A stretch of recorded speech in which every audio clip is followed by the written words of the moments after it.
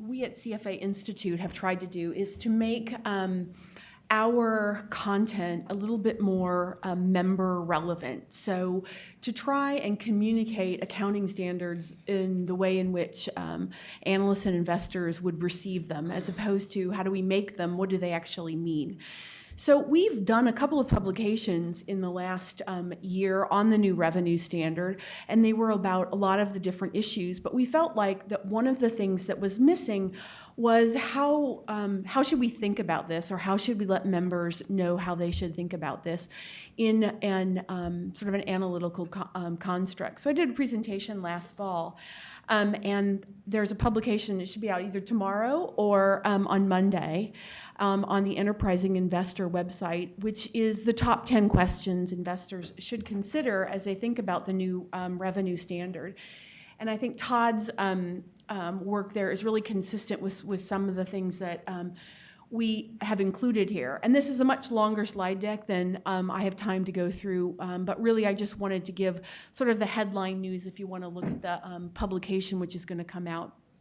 And the first is really sort of, the first two questions are, should investors expect a change, and what are the industries being impacted? So really thinking through that investors should develop their own expectation based on what some of these issues are. And listed here are some of the issues that others have talked about, variable consideration, gross versus net. But really for each industry and each company, do they have these sorts of things? So should you actually expect a change? You know, irrespective of whether there is a change or isn't a change into the financial results, it's all the change in the standard is a good opportunity for investors to ask some questions to better understand the company's contracts with their customers. So the first two is really just about building an expectation, and can't see that here. The impacts differ by industry. So we with the help of some work from the Analyst Accounting Observer, we've noted information technology has contract costs, software, and licenses listed as potential changes. Industrials, point in time versus contract costs, telecoms and financials, contract costs. So the cost, even though this is a revenue standard, and people hear that, it's actually changing costs in a good deal of the industries. So really, it's, first two questions are, what do you think as analysts and investors you think the change should be based on some of these issues?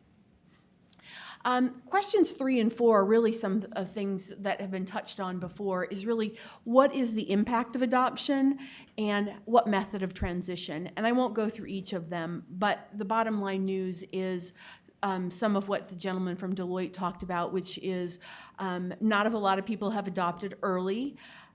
Those that very few companies are disclosing whether the impact is going to be material. I think on his slide, it showed that 52 said it wouldn't be material, but 48 didn't, 48 either, or, well, so there 52 said that it was not material, 10 said that it was material, so you have 35% of the people that haven't told you whether it's material or not material. But what's really interesting is when you look at these disclosures, more companies have told you the method by which they're going to adopt than whether it's material or not. So the question is, do they believe it's not material, or is it material? Because really your method of transition should be driven to a degree based upon how material it is. That is something that we're looking at and saying that's an interesting question to look at. Some of the early adopters have done a pretty good job of communicating. Microsoft has done a pretty good job of communicating what the changes actually will be, but we'll have to wait and see with some of the people who are adopting in the first quarter. What's interesting is we have in the presentation in the booklet that is going to be published on our website. We have a study also by UBS, and what you'll see there is that the Asia Pacific companies who follow IFRS have done a less informative disclosure than have American companies or European companies. So it may be more interesting to see what they actually they say as a group as the new standard comes out, or as the new standard gets adopted. So these are really just slides that go through what I just told you, and you can look at them in the presentation if you're interested. But what's interesting is on the transition method is the modified prospective method, which is what people, most people say they're going to follow.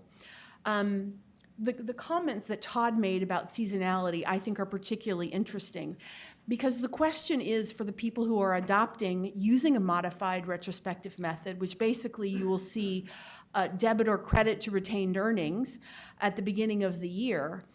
What does that actually mean, and how did you decide it wasn't material enough to restate the prior quarters or year, or not restate, recast, to show those changes? And what's embedded in that number? Is it revenue, cost, taxes? But there's information content in that adjustment to retained earnings. If there's a debit to retained earnings and a credit to deferred revenue, they're going to re-recognize some revenue that they took before. So when you talk about incremental, that may be that will likely be revenue you've already recognized from the prior year if the historical results go up.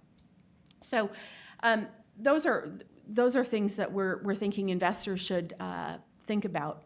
The other item is revenue the only caption that's changing? So this goes to Todd's point about if price to book and ROE are going to change because a whole lot of not just income statement line items are going to change, balance sheet line items are going to change. So revenue's going to change, revenue could change, costs could change, taxes could change, every subtotal could change, equity could change, and a variety of balance sheet assets and liabilities could change. So pretty much all your ratios could change.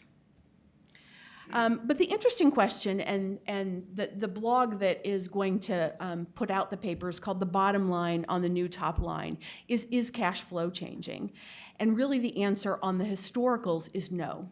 So cash flows, we're just recasting the prior financial statements. Cash isn't changing, so in theory, valuation shouldn't change. The only thing that might change in the future is tax. Am I going to be taxed on the new revenue standard? And actually, there was an interesting article in Bloomberg BNA just a couple of days ago that said for people who've early adopted, the IRS is going to need to adjust the 2017 regulations because the 2018 accounts for this change. So it'll be interesting to see. But we looked at one. I think it was General Dynamics to see if their operating cash flow changed, and it changed for something else. But cash flows aren't changing. So unless your discount rate is changing because you think something's got more risky, the valuation in theory shouldn't change. And we went through a series in this paper of what ratios might change. Profitability ratios, balance sheet ratios, ROE, all the elements of ROE, if revenue change, probably change, and cash flow ratios, which you wouldn't think that if cash isn't changing, cash flow ratios shouldn't change, but coverage ratios shouldn't change, but certain of the performance ratios actually do change. So just thinking through it in an analytical way, to the degree to which those get used or input in quantitative methods or qualitative, they're things that investors should think about. Also, will valuation multiples change? I was doing a presentation with some accountants for the PCAOB SAG, and we were on a call, and I said, but they said, well, earnings per share is going to change. I said, yeah, but cash isn't going to change. So really, if cash isn't going to change and valuation multiples aren't going to change, if cash isn't going to change and valuations aren't going to change, the multiples should change to offset, right? But there's qualitative elements to some of these, so it's important to think that actually through. Will they really change? And I think the comments that the guys from Deloitte and PwC made are interesting, and there's something that investors should pay particularly close attention to, because I think companies are behind in coming up with these numbers, and I think that I'm hearing that as a member of the IFRS Interpretations Committee, and the comparability question is also a good one, because I don't know that everybody's going to see what everybody else did until this is all comes out, and I think there'll be some, just my personal opinion, will be some refinement associated with this. I think the private companies actually are at an advantage with the public companies going first on this. The other thing is, will non-GAAP measures change? So actually, Microsoft had a non-GAAP measure that backed out revenue on Windows licenses. Windows licenses, right. So they got rid of that non-GAAP measure. So some people's non-GAAP measures may go away, and then I hear that some people will create new measures. I think the question for analysts and investors are, why are these measures being changed? Are they meant to say, I don't like the GAAP accounting? Are they meant to better reflect the business? Is it somewhere in the middle? But paying attention to these, I think, is something that investors should keep a close eye on. And also interesting is that many people use EBITDA as a measure of cash flow, but in this context, EBITDA can change, but cash flows aren't going to change. So from Sandy, the adoption. I think we'll have to move on. Oh, sure. Just in the interest of time, we can always come back to this in the Q&A session. Can I just say one more thing on disclosures? On disclosures, the interesting part is that even if there's not a material change, the one thing investors may get is greater disaggregation of revenue. And so some of the disclosures may be qualitative, but that's the one thing people should look at.